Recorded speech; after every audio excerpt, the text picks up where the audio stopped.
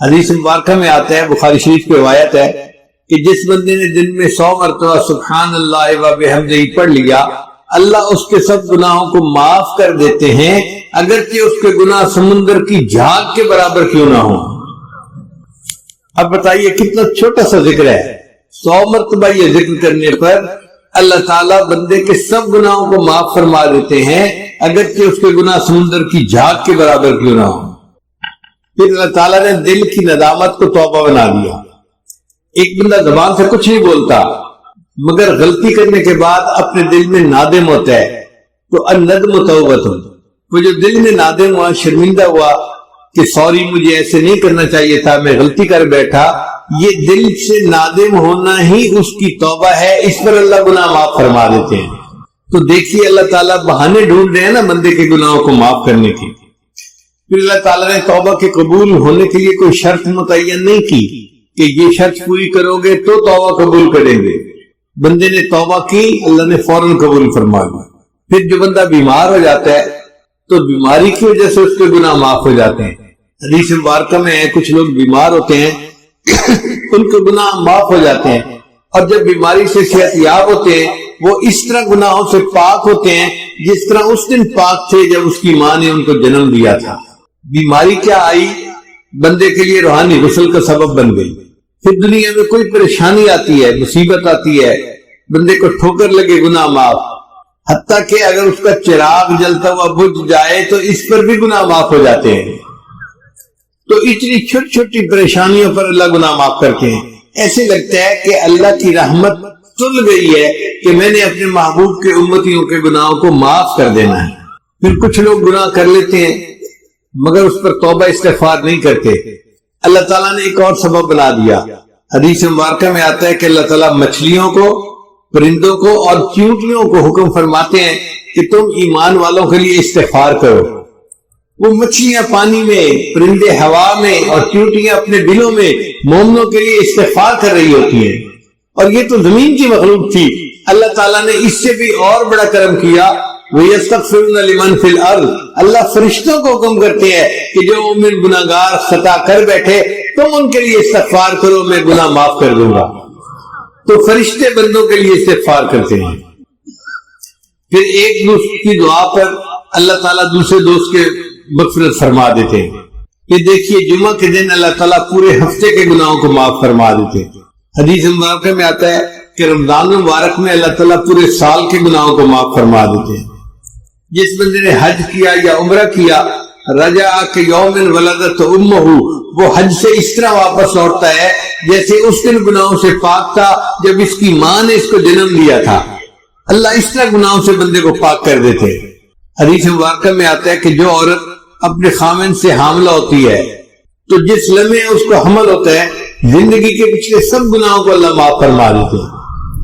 پھر وہ جب بچے کو جنم دیتی ہے تو بچے کو جس وقت جنم دیتی ہے دوبارہ اس کی زندگی کے سب گناہوں کو معاف کر دیا جاتا ہے۔ پھر وہ بچے کو دودھ دیتی ہے، پالتی ہے۔ اب یہ بچہ جب بولنے کے قابل ہوتا ہے، اگر یہ بچہ سب سے پہلے اللہ کا نام زبان سے نکالے، اللہ تیسری مرتبہ پھر اس کے زندگی کے سب گناہوں کو معاف فرما دیتے ہیں۔ تو اس سے تو پتہ چلتا ہے کہ اللہ تعالیٰ کی رحمت تل گئی ہے بندوں کے گناہوں کو معاف کرنے کے لیے۔ یعطیک ربک فترضی، اے میرے محبوب صلی اللہ علیہ وسلم، اللہ تجھے اتنا عطا کرے گا کہ تو راضی ہو جائے گا۔ ہمارے مرشد عالم اس کا ترجمہ یوں فرماتے تھے سمجھنے کے لیے کہ وَلَسَوْفَ يُعْتِيكَ رَبُّكَ فَتَرْضَى، اللہ تجھے اتنا دے گا کہ تو بس بس کرے گا۔ ہوتا ہے نا، آپ اپنے ایک برتن میں دودھ لے رہے ہیں اور دودھ ڈالنے والا اتنا ڈالتے ہیں کہ وہ کنارے تک آ جاتا ہے تو لینے والا کہتا ہے بس بس بس کوئی۔ تو اس آیت کا ترجمہ یہی ہے، اللہ فرماتے ہیں میرے محبوب اللہ تجھے اتنا دے گا کہ تو بس بس کرنے لگ جائے گا۔ جب نبی علیہ الصلوۃ والسلام پر یہ آیت تو نبی السلام نے فرمایا کہ اللہ نے مجھ سے وعدہ کیا ہے میں تجھے اتنا دوں گا کہ تو بس بس کرے گا، اور میں اس وقت تک راضی نہیں ہوں گا جب تک میرا آخری امتی بھی جنت میں نہیں چلا جائے گا۔ اللہ اکبر کبیرہ۔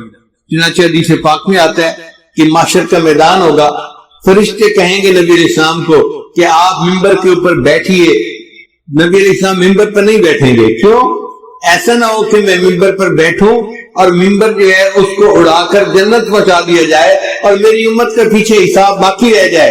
نبی علیہ السلام انتظار کریں گے کہ جب حساب مکمل ہو جائے گا تب میں ممبر پر بیٹھوں گا، پھر میں جنت میں جاؤں گا. چنانچہ نبی علیہ السلام نے ایک مرتبہ دعا مانگی کہ یا اللہ میری امت کا حساب میرے سپرد فرما دیجیے. اللہ تعالیٰ نے پوچھا میرے محبوب صلی اللہ علیہ وسلم آپ ایسی دعا کیوں کر رہے ہیں؟ اللہ یہ دعا میں اس لیے کر رہا ہوں کہ میں نہیں چاہتا قیامت کے دن میری امت کے گناہوں سے باقی دنیا واقف ہو. جب میں نے حساب لینا ہوگا تو میں حساب لے لوں گا اور کسی کو پتہ بھی نہیں چلے گا کہ میری امت کے کرتوت کیا تھے. تو اللہ تعالیٰ نے فرمایا میرے محبوب صلی اللہ علیہ وسلم آپ کی امت کا حساب میں ہی لوں گا، مگر میں اس طرح گناہوں کو معاف کروں گا کہ جب آپ کی امتی قیامت کے دن آئیں گے بڑے بڑے گناہ پہلے ہی معاف ہو چکے ہوں گے. تو دیکھیے سکرات موت سے گناہ معاف ہوتے ہیں، ضبطۂ قبر سے گناہ معاف ہوتے ہیں، قیامت کے دن کی جو وحشت ہوگی اس سے بھی امت کے گناہ معاف ہوں گے، اور امت جب نبی اسلام کے سامنے پیش ہوگی تو ان کے گناہ معاف ہو چکے ہوں گے. اور اگر کوئی رہ بھی گیا ہوگا تو حدیث پاک میں آتا ہے اللہ تعالیٰ ایک بندے کو بلائیں گے اور اس کے گرد نور کی چادر تان دیں گے. جیسے کنات لگا دی جاتی ہے نا، تو نور کی کنات لگ جائے گی. اب جب نور کی کنات لگ جائے گی تو باقی مخلوق کو کچھ پتہ نہیں چلے گا اندر کیا ہے، مگر اندر اللہ تعالیٰ اس بندے کو اس کے گناہ گنوائیں گے. یہ بھی گناہ کیا، یہ بھی کیا، یہ بھی کیا. وہ مانتا رہے گا حتیٰ کہ اس بندے کو یہ گمان ہوگا کہ آج میں جہنم سے نہیں بچ سکتا، میرا ایک ایک گناہ گنوایا گیا. جب اللہ سب گناہ گنوا دیں گے پھر فرمائیں گے کہ تو گناہ کرتا تھا مگر معافیاں بھی مانگتا تھا، ہم نے دنیا میں بھی تیری پردہ پوشی فرمائی اور مخلوق سے تیرے گناہوں کو اوجھل رکھا. ہم آج بھی تیرے گناہوں کو پردہ پوشی کرتے ہیں اور ان کو نیکی میں تبدیل کر دیتے ہیں. جب چادر ہٹے گی تو دنیا دیکھے گی کہ اس بندے کے نام اعمال میں کوئی گناہ ہی نہیں، تو لوگ کہیں گے شاید یہ انبیاء میں سے کوئی نبی ہے جس نے معصوم زندگی گزاری اور اس کے نام اعمال میں کوئی گناہ ہی نہیں، حالانکہ وہ نبی اسلام کی امت کا گناہگار امتی ہوگا. اور ایک حدیث پاک میں ہے کہ اللہ تعالیٰ ایک بندے کو بلائیں گے اور اس کے چھوٹے چھوٹے گناہ گنوائیں گے. وہ چپ رہے گا. جب چھوٹے چھوٹے گناہ سارے گنوا دیں گے پھر اللہ فرمائیں گے اچھا ہم نے تیرے گناہوں کو نیکی میں تبدیل کر دیا. جب اللہ فرمائیں گے ہم نے تیرے گناہوں کو نیکی میں تبدیل کر دیا، وہ کہے گا یا اللہ میرے بڑے گناہ تو ابھی باقی ہیں.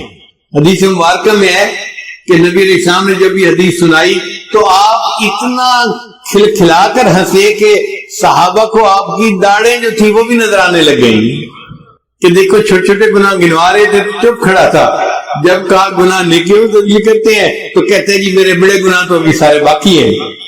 تو اللہ تعالیٰ یوں امت کے گناہوں کو نیکیوں میں تبدیل فرما دیں گے. چنانچہ کچھ امتی ایسے ہوں گے جن کو اللہ تعالیٰ قیامت میں عرش کا سایہ عطا فرمائیں گے. 7 تو وہ حضرات ہیں جن کا ایک ہی حدیث میں تذکرہ ہے اور باقی وہ لوگ ہیں جن کا مختلف اور احادیث میں تذکرہ ہے. ان تمام کا مجموعہ میں آج آپ کے سامنے کر دیتا ہوں تو آپ حیران ہوں گے کہ اتنے لوگ عرش کے سائے میں ہوں گے کہ لگتا ہے کہ ہر بندہ کہیں نہ کہیں فٹ ہو ہی جائے گا.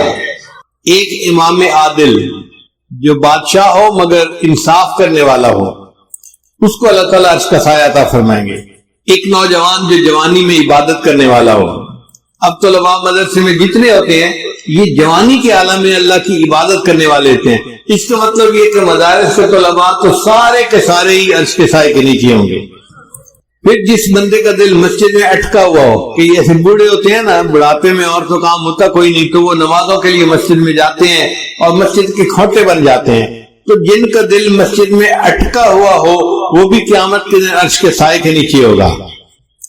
وہ 2 شخص جو اللہ کے لیے ایک دوسرے سے محبت کرتے ہوں گے، جیسے 2 طالب علم ہیں یا 2 پیر بھائی ہیں، اللہ کے لیے ایک دوسرے سے محبت، یا شیخ کو مرید کے ساتھ محبت ہوتی ہے یا مرید کو شیخ کے ساتھ، استاد کو شاگرد کے ساتھ، شاگرد کو استاد کے ساتھ، تو یہ دونوں بھی جنت کے سائے میں ہوں گے.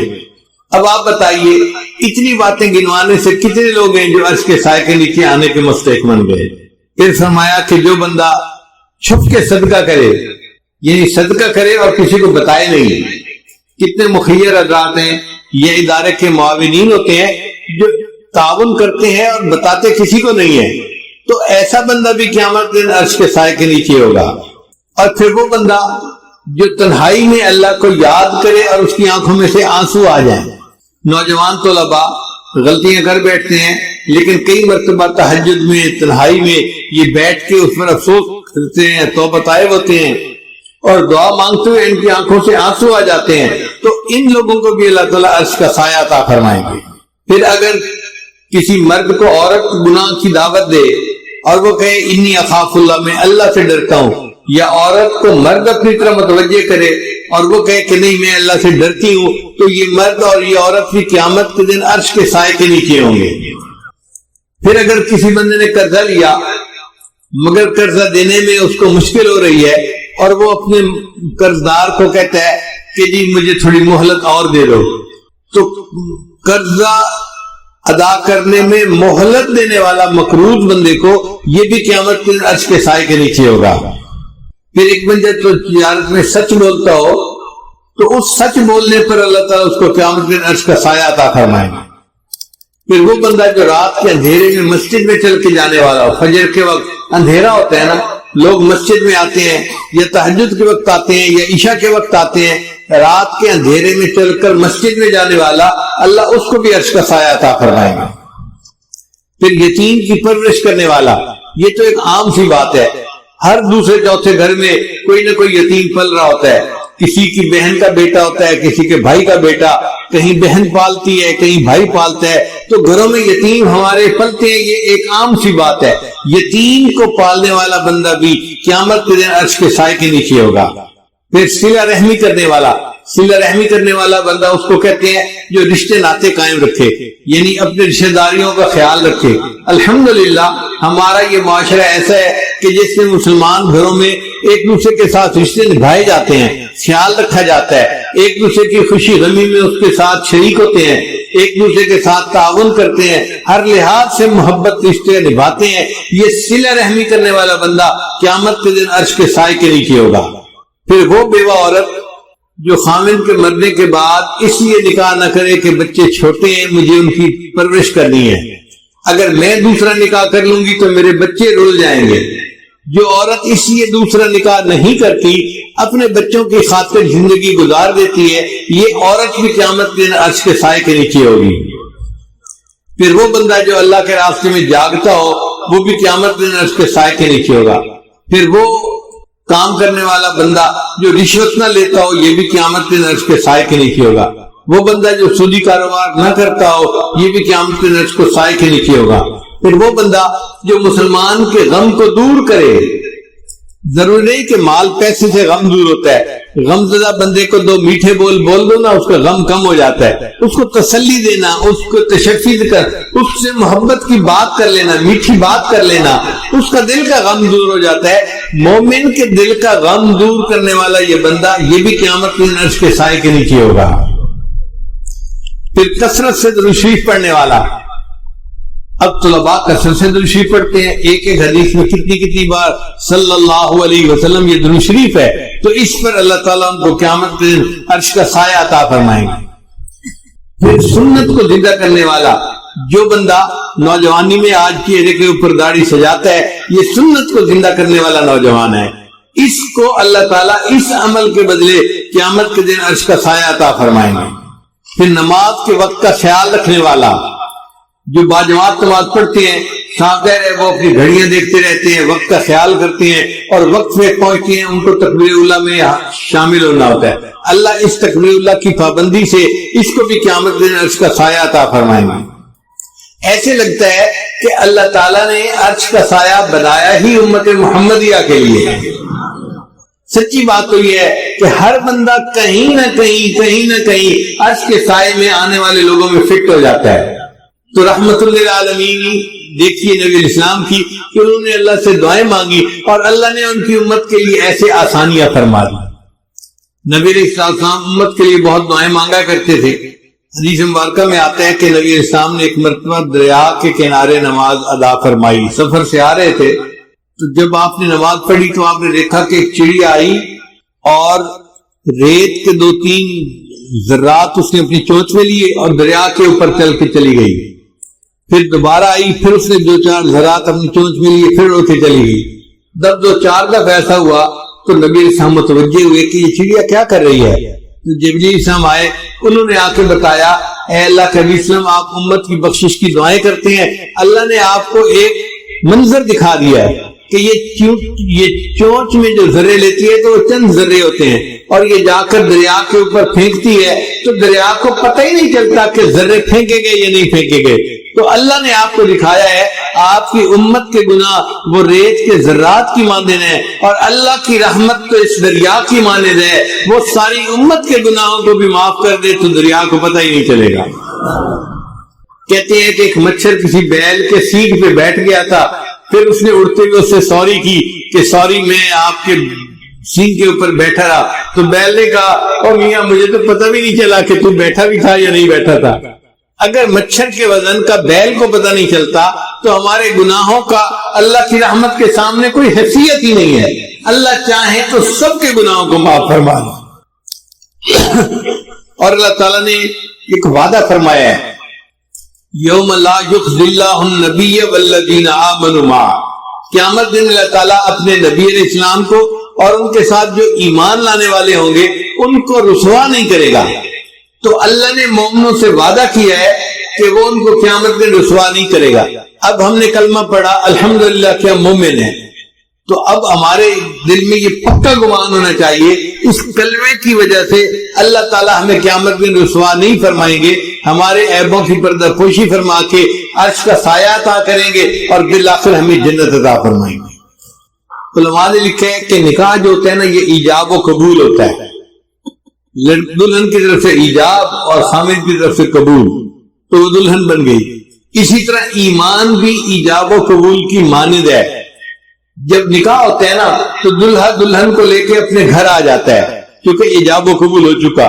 جس نے کلمہ پڑھا ایمان لے آیا گویا اس نے اللہ کے ساتھ ایجاب و قبول کر لیا، اب اللہ اس بندے کو اپنے گھر جنت میں لے کر جائیں گے کلمے کی بنیاد پر۔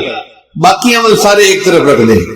جب تک بکے نہ تھے کوئی پوچھتا نہ تھا، جب تک بکے نہ تھے کوئی پوچھتا نہ تھا، تم نے خرید کر ہمیں انمول کر دیا۔ اللہ تعالیٰ قرآن کی فرماتے ہیں ان اللہ اشترى من المؤمنین انفسهم واموالهم بان لهم الجنہ، اللہ نے مومنوں سے ان کے جان اور مال کو جنت کے بدلے میں خرید لیا ہے۔ تو اللہ ہمیں خرید چکے ہیں، جب خرید لیا ہے تو پھر اب وہ ہمیں رد نہیں کریں گے۔ کسی شاعر نے کہا تو بعلم ازل مرادی دی، اے اللہ تو ازلی علم کے ساتھ مجھے دیکھتا ہے، دیدی آنکھ کے بعیب بخریدی، اے اللہ تو نے مجھے میرے عیبوں کے باوجود دیکھا اور مجھے پسند کیا، تبھی تو میرے ساتھ خرید کی ڈیل کی کہ میں نے بندوں سے ان کے جان مال کو خرید لیا ہے۔ تو بعلما ومن بعیبہما، اللہ تو وہی علم والا ہے اور میں وہی عیبوں والا ہوں، رد مکن آنچ خود پسندی دی، اللہ اس کو رد نہ کر جسے تو ایک دفعہ پسند کر چکا ہے۔ تو اللہ رب العزت کی رحمت کی کوئی انتہا نہیں۔ چنانچہ حضرت شیخ عبد القادر جیلانی رحمۃ اللہ علیہ نے اللہ تعالیٰ کی رحمت کا درس دیا اور 18 سال تک درس لیتے رہے، روزانہ درس لیتے تھے، ہزاروں لوگ مجمع میں آتے تھے، اور آپ اللہ کی رحمت کے اوپر درس دیتے دیتے 18 سال گزر گئے۔ ایک دن آپ نے اللہ تعالیٰ کے جلال پہ بھی درس دے دیا۔ اب لوگوں نے جو جلال پہ درس سنا تو وہ تو اتنا روئے کچھ بے ہوش ہو گئے اور کچھ ایک کی تو جان ہی نکل گئی۔ جب یہ منظر ہوا تو اللہ تعالیٰ نے اعلان کیا عبد القادر جیلانی تو لوگوں کے سامنے میرے جلال کا تذکرہ کرتا ہے، یا اللہ میں نے 18 سال تیری رحمت کا تذکرہ کیا۔ اللہ نے جواب میں فرمایا عبد القادر کیا 18 سال میں میری رحمت ختم ہو گئی تھی؟ جس پروردگار کی رحمت کی یہ انتہا ہو کہ 18 سال تذکرہ کرنے پر بھی رحمت ختم نہیں ہوتی، اس کی رحمت کا قیامت کے دن انعام ہوگا۔ چنانچہ اللہ تعالیٰ قیامت کے دن جو رحمت کے 100 حصے ہیں نا تو 100 کے 100 حصوں کے ساتھ مومنوں کے ساتھ اپنا معاملہ فرمائیں گے۔ ماں کو اس 100 حصوں میں سے کوئی چھوٹا سا حصہ ملا ہوگا۔ کوئی ماں اپنے بچے کو تنور کی آگ میں ڈال سکتی ہے؟ حدیث مبارکہ میں نبی صاحب ایک جگہ پڑاؤ فرمایا تو وہاں ایک عورت تھی جو تنور پہ روٹیاں لگاتی تھی. وہ ملنے کے لیے آئی, کہنے لگی میں آپ سے ایک بات پوچھنا چاہتی ہوں, میں ماں ہوں, میں جب روٹیاں لگاتی ہوں میرا بچہ تنور کے قریب آتا ہے تو میں اس کو دور رکھتی ہوں, میں چاہتی نہیں کہ گرم ہوا بھی میرے بچے کو لگ جائے. اگر میں گرم ہوا بچے کو لگنا پسند نہیں کرتی تو اللہ تو بندے سے بہت محبت کرتے ہیں, وہ اپنے بندوں کو جہنم میں کیسے ڈالے گا؟ تو نبی علیہ السلام کی مبارک آنکھوں میں آنسو آ گئے. نبی علیہ السلام نے جواب دیا, اللہ تعالیٰ تو نہیں چاہتے کہ بندے جہنم میں جائیں, مگر جو اپنے پاؤں پہ خود کلہاڑی مارے اس کا کیا کیا جا سکتا ہے؟ وما ظلمهم اللہ ولکن كانوا انفسهم یظلمون, اللہ نے ان پہ ظلم نہیں کیا, انہوں نے اپنی جانوں پہ خود ظلم کیے ہیں. تو ہم گناہ کرتے ہیں اور پھر توبہ کرنا بھول جاتے ہیں, یہ ہماری کوتاہی ہوتی ہے, ورنہ اللہ تعالیٰ تو معاف کرنے کے لیے تیار ہے. ایک گناہ میرا ماں پیو ویکھے تے دیویں دیس نکالا, ایک گناہ میرا ماں پیو ویکھے تے دیویں دیس نکالا, تے لکھ گناہ میرا اللہ ویکھے تے وہ پردے پاون والا. اللہ لاکھوں گناہ بندے کے دیکھتے ہیں, بندے پر پردے ڈال دیتے ہیں. جے ویکھاں اپنے عملہ وال تے کچھ نہیں میرے پلے, جے ویکھاں اپنے عملہ وال تے کچھ نہیں میرے پلے, یہ ویکھا تیری رحمت وال تے بلے بلے بلے. اس لیے اللہ تعالیٰ سے اس کی رحمت کی ہمیشہ امید رکھیں, استغفار کرتے رہیں, توبہ کرتے رہیں, مگر دل میں یہ حسن ظن رکھیں. ہمیں موت اس حال میں آئے کہ اللہ کے ساتھ ہمیں حسن ظن ہو کہ اللہ ہمیں ضرور معاف کر دے گا اور رحمت کا معاملہ فرمائے گا. ہمارے علاقے کا ایک واقعہ ہے, میں سنا دیتا ہوں. ایک پیر صاحب آئے, قریب موچی والا ایک گاؤں ہے وہاں پہ. تو پیر صاحب نے سوچا کہ دیہاتی لوگ نماز بھی نہیں پڑھتے اور باقی نیک اعمال بھی اتنے نہیں کرتے, کہ ان کو مسجد میں بلائیں اور تقریر کر کے ان کو نصیحت کی جائے. چنانچہ انہوں نے اعلان کروا دیا کہ بھئی لوگوں آؤ, آج پیر صاحب تقریر کریں گے اور لوگ ان کی تقریر سنیں گے. کوئی 100 کے قریب دیہاتی جمع ہو گئے. جب تقریر شروع ہونے لگی تو بوڑھا سا اٹھا, کہنے لگا پیر صاحب میں ان پڑھ جاہل جٹ بتان ہوں, اگر مجھے کوئی بات سمجھ نہ آئے تو کیا میں سوال پوچھ سکتا ہوں؟ ان کا ہاں پوچھ لینا. اب پیر صاحب نے بیان شروع کیا. پیر صاحب نے بیان کرتے ہوئے موت کا تذکرہ کیا, پھر حشر کا تذکرہ کیا, پھر انہوں نے کہا کہ دیکھو پل صراط ہوگی جو بال سے زیادہ باریک اور تلوار سے زیادہ تیز ہوگی. ہم بھی اپنے بچپن میں اپنے والدین سے یہی سنا کرتے تھے کہ پل صراط ہوگی جو بال سے زیادہ باریک اور تلوار سے زیادہ تیز ہوگی. تو جب پیر صاحب نے یہ کہا نا تو وہ بوڑھا کھڑا ہو گیا, کہنے لگا پیر صاحب مجھے تو لگ رہا ہے ایک کوڑ ہے. ان کا نہیں کتابوں میں لکھا ہوا ہے, فلاں کتاب میں فلاں کتاب میں. تو کہتے ہیں اچھا لکھے ہوئے کتاب ہے؟ انہوں نے کہا ہاں لکھے ہوئے ہے. اچھے پیر صاحب مڑ ان آنکھوں چاہنا کہ اللہ سائیں دی پاٹ تے پاون دی نیت کا ہی نہیں. بھئی اگر بال سے زیادہ باریک ہے اور تلوار سے زیادہ تیز ہے تو پھر یوں کہو کہ اللہ تعالیٰ کی پار گزارنے کی نیت ہی نہیں. خیر بات آئی گئی ہو گئی. پھر پیر صاحب نے تقریر شروع کی کہ بھئی نیکی کرو گناہوں سے بچو, اگر نہیں نیکی کرو گے گناہ کرو گے تو پہلے اللہ تمہیں دوزخ میں ڈالے گا اور جب سزا مل جائے گی اس کے بعد پھر تمہیں جنت میں اللہ تعالیٰ ڈالے گا. جب انہوں نے یہ بات کی تو بوڑھا پھر کھڑا ہو گیا, پیر صاحب مجھے لگتا ہے ایک کوڑ ہے. ان کا بھئی وہ کیسے؟ کہنے لگا پیر صاحب گل دسو, میرے گھر جو پڑا آوے تو میں انہوں 5-7 لتر مارا, موڑا کھا بھجیا ککڑ کھا لے اور کھا لے سی. اور پیر صاحب اللہ جنہوں بخشنے اس بخشی چھوڑنے اس کو ہی سزا دے گی اس نے. تو جیسے اس بوڑھے کو اللہ کی رحمت کے ساتھ اس نے ظن تھا نا کہ اللہ نے جب بخشنے ہے تو بخش ہی دینا ہے, اللہ کی رحمت کا اتنا ظہور ہوگا کہ ہمارے اندازے سے باہر. حضرت قاری طیب رحمۃ اللہ لکھتے ہیں کہ اتنا ظہور ہوگا کہ ایک موقع آئے گا شیطان سر اٹھا کر دیکھے گا شاید میری بھی بخشش ہو جائے گی. شیطان کو بھی امید لگنے لگے گی کہ شاید میری بھی بخشش ہو جائے, اتنا اللہ کی رحمت کا ظہور ہوگا. مفسرین نے لکھا ہے کہ اللہ تعالیٰ بندوں کا حساب تو لیں گے جو ان کے حق ہیں. جب سب سے بندوں کے حساب حقوق العباد کا حساب لے لیا جائے گا تو فرشتے کہیں گے اللہ حقوق العباد کا حساب ہو چکا, اب صرف حقوق اللہ باقی ہیں. اللہ فرمائیں گے اچھا اگر صرف میرے حق باقی ہے نا تو میں کریم ہوں، مجھے حساب لیتے ہوئے حیات ہی ہے، جس نے کلمہ پڑھا اس کو کہو کہ وہ چلا جائے جنت ہے۔ ربما یود الذین کفروا لو کانوا مسلمین، یہ وہ وقت ہوگا جب ہر کافر دل میں یہ تمنا کرے گا کاش میں نے بھی کلمہ پڑھا ہوتا۔ اس وقت ہمیں احساس ہوگا کہ یہ کلمہ کتنی بڑی نعمت ہے جس کے پڑھنے پر اللہ نے ہمارے لیے جنت کے دروازے کھول دیے۔ ایک بزرگ لکھتے ہیں کہ قیامت کے دن اللہ تعالیٰ گناہگاروں میں اپنی رحمت کو تقسیم کریں گے، تو فرشتے پوچھیں گے یا اللہ اب کس بندے کو کتنی رحمت دینی ہے؟ تو ہو سکتا ہے اللہ تعالیٰ قانون یہ بتا دے کہ بھئی جس کے گناہ جتنے زیادہ ہیں اس کو رحمت بھی اتنے حساب سے دے دو، تو جو زیادہ گناہ گار ہوں گے نا اس کو زیادہ رحمت میں سے حصہ ملے گا۔ بے گناہوں میں چلا زاہد جو اس کو ڈھونڈنے، بے گناہوں میں چلا زاہد جو اس کو ڈھونڈنے، مغفرت بولی ادھر آ میں گناہ گاروں میں ہوں، وہ کرشمے شان رحمت نے دکھائے روز حشر، چیخ اٹھا ہر بے گناہ میں بھی گناہ گاروں میں ہوں۔ اتنا اللہ کی رحمت کا دور ہوگا کہ بے گناہ بھی کہہ اٹھیں گے میں بھی گناہ گار ہوں، مجھے بھی رحمت میں سے حصہ چاہیے۔ چنانچہ حضرت معاذ رضی اللہ عنہ کہتے ہیں کہ نبی علیہ الصلوۃ والسلام نے مجھے بلا کر کہا کہ اے بچے کیا تم جانتے ہو کہ اللہ کا بندوں پر کیا حق ہے اور بندوں کا اللہ پر کیا حق ہے؟ وہ کہتے ہیں کہ میں نے کہا کہ اللہ کے قسم آپ مجھے بتا دیجئے۔ فرمانے لگے کہ اللہ کا بندوں پر یہ حق ہے کہ بندے اس کے ساتھ کسی کو شریک نہ بنائیں، توحید کے اوپر پکے رہیں، اور جو بندہ توحید کے اوپر پکا رہے اس کا حق اللہ پہ یہ ہوتا ہے کہ اللہ اس کو جنت عطا فرما دے۔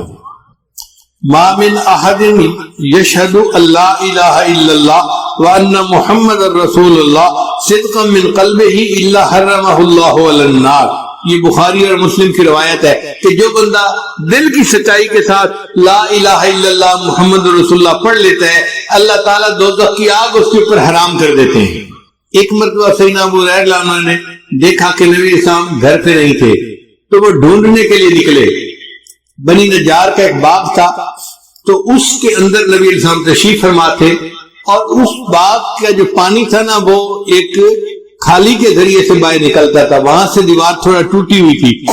ابو ہریرہ دروازے کی طرف جاتے اور اندر جاتے تو دیر لگ جاتی، ان کو جلدی تھی، وہ اس نالی سے خالی جس کو کہتے ہیں نا وہاں سے باغ کے اندر داخل ہو گئے اور نبی علیہ السلام کے پاس حاضر ہوئے۔ تو نبی علیہ السلام نے فرمایا کہ ابو ہریرہ من قال لا الہ الا اللہ دخل الجنہ، جس نے لا الہ الا اللہ کہہ دیا وہ جنت میں سیدھا جائے گا۔ تو ابو ہریرہ نے کہا اے اللہ کے وسیلے میں لوگوں کو بتا دوں؟ فرمایا ہاں بتا دو۔ اے اللہ کے وسیلے میں ان کو بتاؤں گا، وہ کہیں گے تیرے پاس اس کی دلیل کیا ہے؟ تو نبی علیہ السلام نے اپنے نالین مبارک، اپنے جوتے مبارک دیے کہ یہ میرے جوتے لے جاؤ، یہ دکھا دینا کہ نبی علیہ السلام نے یہ دے کر مجھے بھیجا ہے۔ اب ابو ہریرہ اس باغ سے باہر نکلے، آگے عمر رضی اللہ عنہ سے ملاقات ہو گئی۔ تو ابو ہریرہ نے بتایا کہ نبی علیہ السلام نے فرمایا جس نے کہا لا الہ الا اللہ دخل الجنہ، جو لا الہ الا اللہ پڑھ لے گا اللہ اس کو جنت میں داخل کریں گے۔ تو عمر رضی اللہ عنہ پہ انتظام غالب تھا، انہوں نے ان کو جو دھکا دیا تو ابو ہریرہ تو پیچھے جا کے گرے، کہنے لگے اچھا میں جا کے نبی صاحب کو شکایت لگاتا ہوں۔ ادھر ابو ہریرہ پہنچے اور ادھر عمر رضی اللہ عنہ بھی پہنچ گئے۔ ابو ہریرہ نے بتایا کہ اللہ کے نبی میں نے ان کو بتایا تھا تو انہوں نے مجھے دھکا دیا اور میں گر گیا۔ تو نبی علیہ السلام نے پوچھا عمر تو نے ایسا کیوں کیا؟ تو عمر نے جواب دیا اخشا ان یتکل الناس علیہا، اے اللہ کے وسلم مجھے ڈر ہوا کہ اگر اس طرح کھول کے بتا دیں گے کہ لا الہ الا اللہ کہنے پر جنت مل جائے گی تو پھر لوگ عمل کرنے سے پیچھے رہ جائیں گے، سستی کریں گے، اس لیے میں نے کہا تھا کہ فخلہم یعملون، تو اس بات کو نہ کر، لوگوں کو عمل کرنے دے۔ تو واقعی بات ایسی ہے، نبی علیہ السلام نے یہ بات سن کے سکوت فرما لیا۔ ایک واقعہ میں نے کتابوں میں پڑھا تھا حضرت شبلی رحمۃ اللہ علیہ کا، لیکن میں اس کو نقل کرنے سے ڈرتا تھا۔ ایک مرتبہ رائے وینڈ کے سالانہ اجتماع میں حضرت مولانا محمد مسلم، مولانا محمد اسلم ملتانی، انہوں نے یہ واقعہ سنایا رائے وینڈ کے سالانہ اجتماع میں۔ اس کے بعد یہ واقعہ میں نقل کر دیتا ہوں۔ کتاب میں لکھا ہوا تھا کہ اللہ تعالیٰ کے اپنے اولیاء کے ساتھ بہت معاملات ہوتے ہیں، اللہ تعالیٰ ان سے کبھی کبھی دل لگی بھی فرماتے ہیں۔ تو ایک مرتبہ اللہ تعالیٰ نے شبلی پر الہام فرمایا، شبلی کیا تو چاہتا ہے کہ میں تیرے عیب لوگوں پر واضح کر دوں، تجھے دنیا میں کوئی منہ لگانے والا نہ رہے؟ شبلی کیا تو چاہتا ہے کہ میں تیرے عیب لوگوں کے اوپر ظاہر کر دوں تو تجھے دنیا میں کوئی منہ لگانے والا نہ رہے؟ وہ بھی آگے ناز کے انداز میں تھے، کہنے لگے اللہ کیا تو چاہتا ہے کہ میں تیری رحمت کھول کر لوگوں کو بتا دوں، تجھے دنیا میں کوئی سجدہ کرنے والا نہ رہے؟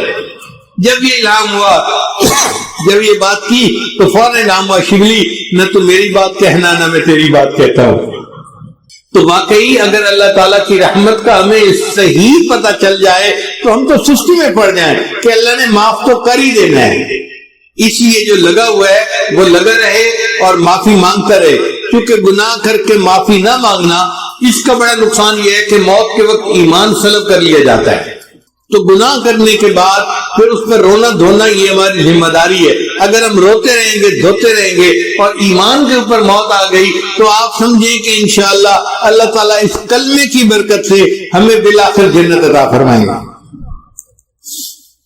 ایک اور حدیث مبارکہ سن لیجئے، حضرت ابو ذر غفاری عنہ حاضر خدمت ہوئے نبی اسلام کی، نبی اسلام آرام فرما کر اٹھے تھے تو نبی اسلام نے انہیں بتایا کہ جبریل اسلام میرے پاس خوشخبری لائے کہ جو شخص لا الہ الا اللہ محمد رسول اللہ کہے پھر اسی عقیدے پر اس کی موت آئے وہ جنت میں داخل ہوگا۔ جب نبی اسلام نے یہ بتایا تو ابو ذر غفاری عنہ نے آگے سے سوال کیا، اے اللہ کے حبیب صلی اللہ علیہ وسلم، وَإِن سَرِقَ وَإِن زَنَا وَسَرِقَ، کیا اگر اس نے چوری کی اور زنا کیا پھر بھی جنت میں جائے گا؟ نبی اسلام نے فرمایا ہاں پھر بھی جنت میں جائے گا۔ انہوں نے پھر دوسری دفعہ پوچھا، نبی اسلام نے پھر یہی جواب دیا۔ انہوں نے تیسری دفعہ پوچھا، نبی اسلام نے پھر جواب دیا۔ پھر انہوں نے چوتھی مرتبہ پوچھا، نبی اسلام نے فرمایا ہاں پھر جنت میں جائے گا اگرچہ ابو ذر کی ناک خاک آلود ہو۔ یعنی جس نے کلمہ پڑھا اگر وہ چوری اور زنا جیسا جرم بھی کر بیٹھا اور وہ اللہ سے معافیاں مانگتا ہے، استغفار کرتا ہے تو وہ جنت میں جائے گا اگرچہ ابو ذر کی ناک خاک آلود ہو۔ اس کا مطلب یہ کہ یہ کلمہ ایسی نعمت ہے کہ اگر ہم اللہ کے ساتھ حسن ظن رکھیں گے، اللہ کی رحمت کی امید دل میں رکھیں گے اور اللہ سے مانگتے رہیں گے تو کلمے کی برکت سے اللہ ہمیں جنت عطا فرمائے گا۔ اس لیے کہتے ہیں اللہ جتنی تیری بڑی ذات اتنی بڑی میری آس۔ اللہ یہ فکرہ ذرا ذہن میں ایک دفعہ کہہ دیجئے، اللہ جتنی بڑی تیری ذات اتنی بڑی میری آس۔ اللہ جتنی بڑی تیری ذات اتنی بڑی میری آس۔ تیری ذات جتنی بڑی ہے میری تیرے ساتھ آس بھی اتنی بڑی ہے۔ اللہم مغفرتک اوسع من ذنوبی ورحمتک ارجا عندی من عملی۔ ہمیں عملوں پہ بھروسہ نہیں ہے، تیری رحمت پہ بھروسہ ہے، تو اگر چاہے گا تو ہماری کشتی کو کنارے لگا دے گا۔ اب میں اپنی بات کو مکمل کرتا ہوں دو بزرگوں کی عبارت سنا کے، توجہ کے ساتھ سنیے گا۔ تقویت الایمان کتاب ہے، اس میں حضرت شاہ اسماعیل شہید رحمۃ اللہ فرماتے ہیں کہ دنیا میں بڑے بڑے گنہگار گزرے ہیں، یہ ان کی کتاب کی عبارت ہے۔ طلباء توجہ کے ساتھ سنیں، دنیا میں بڑے بڑے گنہگار گزرے ہیں جیسے فرعون، حامان، نمرود اور شیطان۔ جیسے فرعون، حامان، نمرود اور شیطان۔ اگر کوئی شخص ساری دنیا کے گناہوں کا ارتکاب کر لے مگر توحید کے اوپر قائم رہے کہ اللہ کے ساتھ کسی کو شریک نہیں بناتا تو اس کے سارے گناہ معاف کر دیے جائیں گے۔ یعنی بندہ توحید کے اوپر پکا رہے، ساری دنیا کے گناہ بھی اگر کر لے اللہ اس توحید کی برکت سے اس کے سارے گناہوں کو معاف فرما دیں گے۔ اور دوسرے بزرگ ہیں حضرت مجد علی ثانی رحمۃ اللہ علیہ، وہ اپنے مکتوب میں فرماتے ہیں اور عجیب لکھتے ہیں، فرماتے ہیں اس فقیر کو محسوس ہوا ہے کہ اگر سارے عالم کو صرف ایک مرتبہ کلمہ پڑھنے پر بخش دے تو اس کی بھی گنجائش موجود ہے۔ یعنی ساری مخلوق کے تمام گناہوں کو اللہ ایک مرتبہ کلمہ پڑھنے پر معاف کر دے تو اس کی بھی گنجائش موجود ہے۔ اب آپ بتائیے یہ کلمہ پڑھنا کتنی بڑی نعمت ہے کہ ایک مرتبہ کلمہ پڑھنے پر اللہ ساری مخلوق کے سارے گناہوں کو معاف کر دے تو اس کی بھی گنجائش موجود ہے۔ اگر یہ کلمہ اتنا اعلیٰ ہے تو بھئی ہمیں بھی چاہیے کہ ہم دن میں رات میں آتے جاتے چلتے پھرتے لا الہ الا اللہ لا الہ الا اللہ لا الہ الا اللہ اس کا ذکر کرتے رہیں تاکہ اللہ تعالی ہمارے بھی گناہوں کو معاف فرما دے۔ ایمان والو، تم سب کے سب اللہ کے سامنے توبہ کرو تاکہ تم فلاح پا جاؤ۔ چنانچہ ابن تیمیہ رحمۃ اللہ علیہ نے الایمان الاوسط ایک کتاب ہے، اس میں 10 اسباب بتائے ہیں جن سے انسان کے گناہ معاف ہوتے ہیں۔ یہ 10 اسباب ہمیں زبانی یاد ہونے چاہیے تاکہ ہم ان کے ذریعے سے اپنے گناہوں کی بخشش کا بندوبست کر لیں۔ سب سے پہلا سبب استغفار۔ استغفار کہتے ہیں کہ اپنے گزرے ہوئے گناہوں پر نادم ہونا۔ شریعت نے کہا الندم توبۃ، ندامت یہ توبہ ہے، اور حدیث مبارکہ میں ہے کہ قیامت کے دن سب سے زیادہ خوش انسان وہ ہوگا من وجد فی صحیفتہ استغفارا کثیرا، جس کے نام اعمال میں کثرت کے ساتھ استغفار لکھا ہوا ہوگا۔ تو ہمیں کثرت سے استغفار پڑھنا چاہیے۔ چنانچہ ایک شخص حضرت حسن اللہ عنہ کے پاس آیا، حضرت بہت گناہگار ہوں، کوئی عمل بتائیں۔ فرمایا استغفار پڑھو۔ ایک اور آدمی آیا، حضرت بارش نہیں ہو رہی، کوئی عمل بتائیں۔ فرمایا استغفار پڑھو۔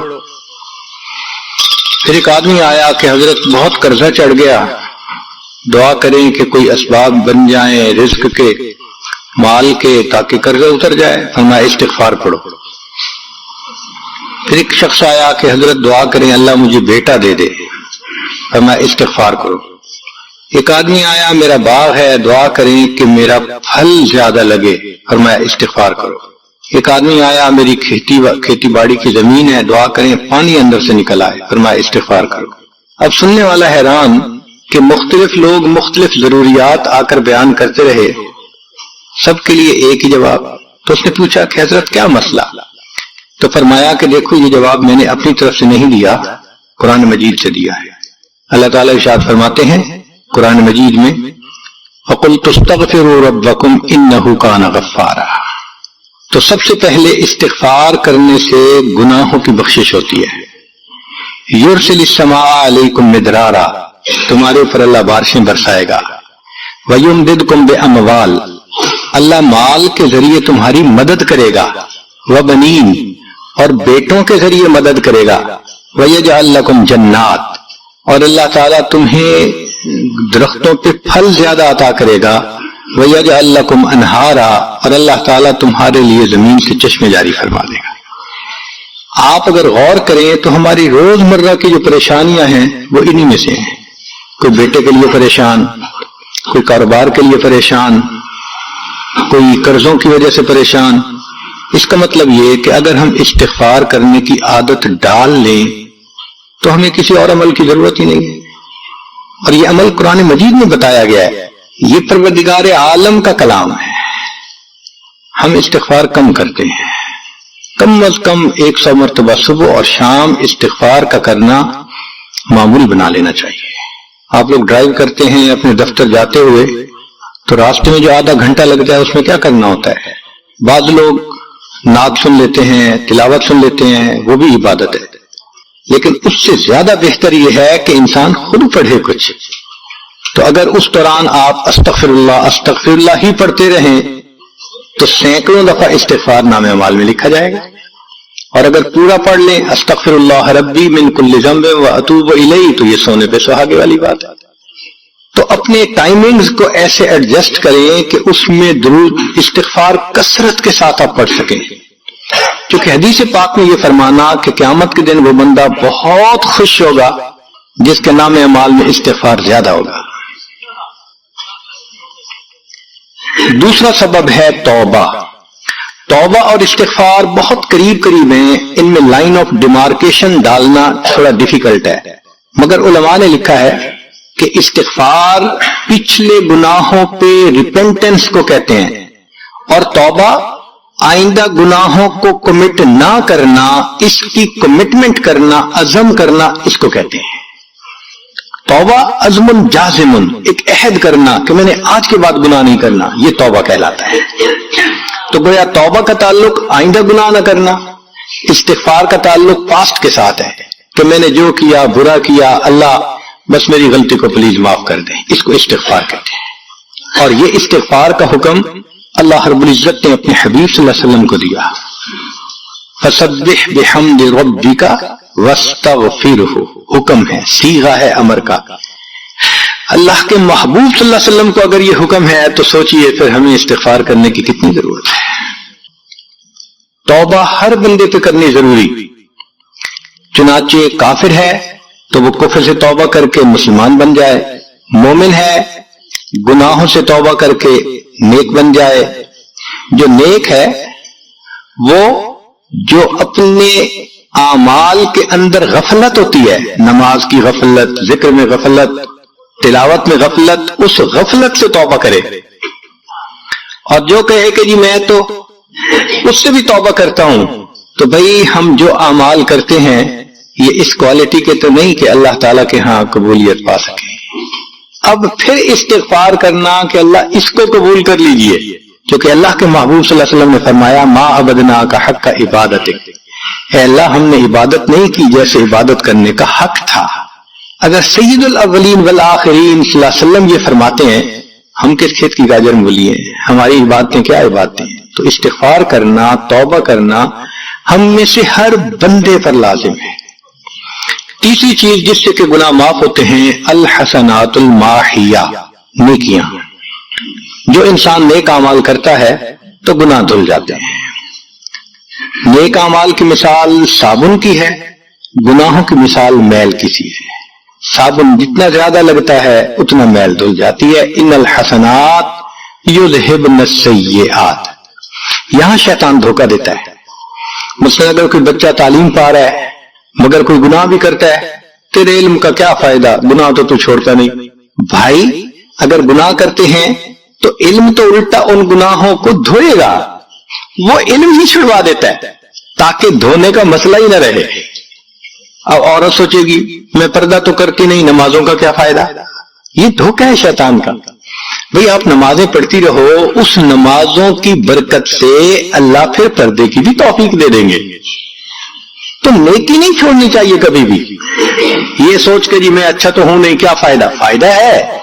جب اللہ فرما رہے ہیں کہ نیکیاں گناہوں کو دھو دیتی ہیں، بھئی گناہ تو ہم چھوڑتے نہیں اور نیکی آرام سے چھوڑ دیتے ہیں، یہ کہاں کی لاجک ہے؟ تو اس لیے نیکی بھاگ بھاگ کے کرنی چاہیے۔ اگر گناہ ہیں تو نیکی اور زیادہ کریں تاکہ نیکی کی برکت سے گناہوں کی ظلمت ختم ہو جائے اور دھل جائے۔ حدیث پاک میں ہے بندہ گناہ کرتا ہے لکھ دیا جاتا ہے، دوسرا گناہ، تیسرا، 5 گناہ کرتا ہے، پھر اس کے بعد وہ ایک نیکی کرتا ہے تو نیکی والا فرشتہ کہتا ہے کہ دیکھو اللہ کے ہاں دستور ہے من جاء بالحسنۃ فلہ عشر امثالھا، اس کو 10 نیکیاں ملنی تھی، تم نے 5 گناہ لکھے ہیں نا، اچھا تم 5 گناہ مٹا دو، میں نامہ اعمال میں 10 نیکیوں کی بجائے صرف 5 نیکیاں بیلنس وہ ڈال دیتا ہوں۔ چنانچہ 5 گناہ مٹا دیے جاتے ہیں، 5 نیکیاں نامہ اعمال میں لکھ دی جاتی ہیں۔ اس لیے خوب نیکی کرنی چاہیے تاکہ اللہ تعالیٰ گناہوں کی ظلمت سے ہمیں محفوظ فرما دے۔ چوتھی چیز جس سے کہ گناہ معاف ہوتے ہیں، دعاء المؤمنین للمؤمن، جو ایمان والے ایک دوسرے کے لیے دعائیں کرتے ہیں اس سے بھی گناہ معاف ہوتے ہیں۔ چنانچہ عمر لانو جا رہے تھے عمرے کے لیے، نبی اسلام نے فرمایا اے بھائی ہمیں اپنی دعاؤں میں نہ بھولنا، تو نبی اسلام نے امت کو تعلیم دی کہ ایک دوسرے کو دعاؤں کے لیے کہنا چاہیے۔ یہ بہت اچھی عادت ہے کہ جب کسی سے ملیں جی ہمیں اپنی دعاؤں میں یاد رکھیں، والدین کو کہنا، بڑوں کو کہنا، دوستوں کو کہنا، کیا معلوم کس کی مانگی ہوئی دعا کام آ جائے۔ اس دعا کا فائدہ ہوتا ہے نا، تبھی تو قرآن مجید میں دعا سکھائی گئی، ربنا اغفر لنا ولاخواننا الذین سبقونا بالایمان، اے اللہ جو ہم سے پہلے ایمان والے چلے گئے ان کی بھی مغفرت فرما دے۔ تو فائدہ ہوتا ہے تو قرآن نے دعا سکھائی ہے نا۔ تو ایمان والوں کی دعاؤں سے دوسرے ایمان والوں کو فائدہ ہوتا ہے. حدیث پاک میں ہے دوست کی دعا دوست کے پیٹھ پیچھے رد نہیں کی جاتی، کیوں؟ اس میں خلوص ہوتا ہے. تو اس لیے حدیث پاک میں ہے، مسلم شریف کی روایت ہے کہ اگر کوئی آدمی فوت ہو جائے اور 40 آدمی جنازہ پڑھ لیں